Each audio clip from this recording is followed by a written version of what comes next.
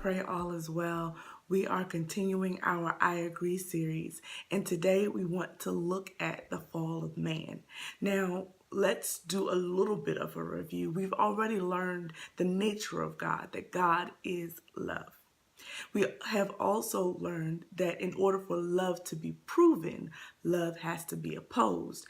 And when God gave all of his creation, one thing that would give them the ability to oppose love, and that is will. Lucifer decided to take his will and to oppose God. He saw himself, saw how wonderful he was, saw the authority that he was given, forgot that the authority he had was given to him, and therefore decided to make a coup in heaven against God. But literally, what we've learned is that he decided to oppose love. And you can see it in his behavior. They contradict the characteristics of love that we find in 1 Corinthians 13. His behavior was the exact opposite of what 1 Corinthians 13 says. So he's literally in direct opposition to God. So God casts him out of his presence.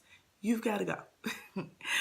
The reason God does not destroy him or annihilate him in that moment is because God makes a decision, and he says in his word that I'm going to cast you into the earth that kings may gaze upon you. In other words, he's making Satan a cautionary tale for you and I.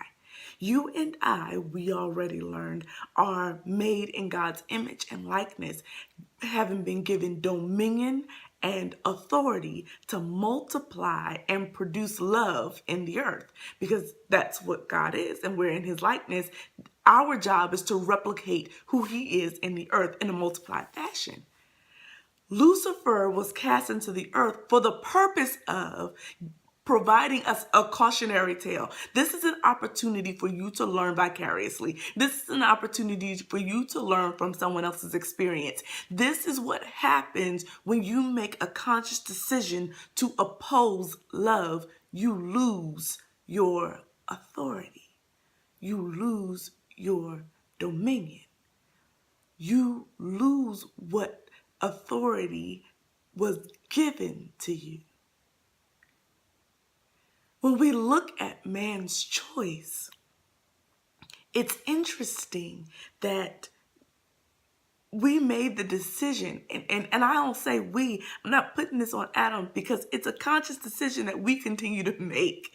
We made the decision to ignore what we have in exchange for what could be.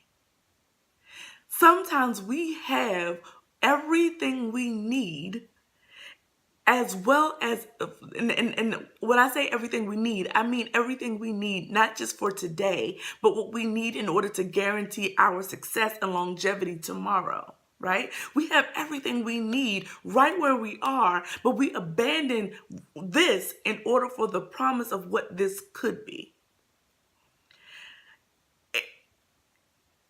Here's the thing. What could be, based upon Lucifer's or Satan's description of what would happen after they ate this fruit, what could be is that you would be like God. Well, you're already made in his image and his likeness. You're already like God. You would know the difference between good and evil. You already know the difference between good and evil. You know that good, obey, disobey, die. The thing is that you had not experienced it yet. And so instead of trusting what has been said to you, instead of trusting what has been ingrained in you, you abandon it for the potential to be who you already are. They were already in the image of God. They already knew what to do.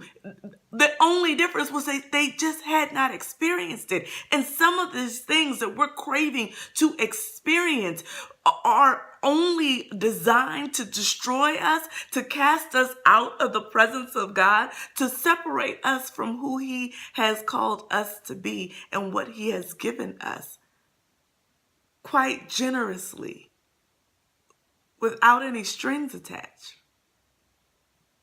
He's given us His love. He's given us dominion. He's given us authority. He's given us the ability to multiply and to reproduce love in the earth so that we can make a complete transformation of the world that is around us.